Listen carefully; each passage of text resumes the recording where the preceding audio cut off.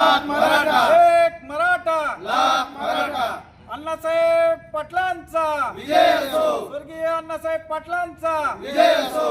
अण्णासाहेब आर्थिक विकास महामंडळ कार्यान्वित लवकर झालंच पाहिजे, त्याला न्याय लवकर मिळालंच पाहिजे, वितरण लवकर झालंच पाहिजे, नवीन उद्योजकांना चालना मिळालीच पाहिजे.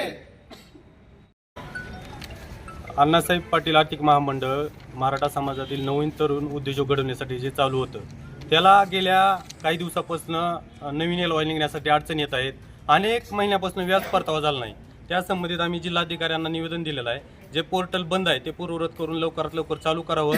व्याज परतावा तात्काळ जे लाभार्थी आहेत त्यांना मिळावा यासाठी सकल मराठा समाज व विविध सामाजिक संघटनाच्या वतीनं आम्ही आज जिल्हाधिकाऱ्याला निवेदन दिले आणि यावर जर ठोस निर्णय झाला नाही त्या 2-3 दिवसात तर आम्ही तीव्र आंदोलन करू सरकारच्या विरोधात. ही सरकारने जी दखल घे.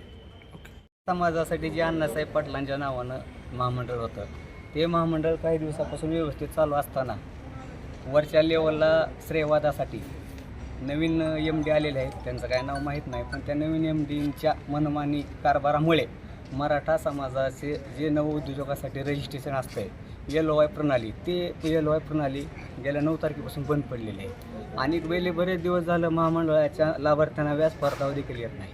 श्रेयवादाच्या या लढाईमध्ये मराठा समाजाचं नुकसान करू नये.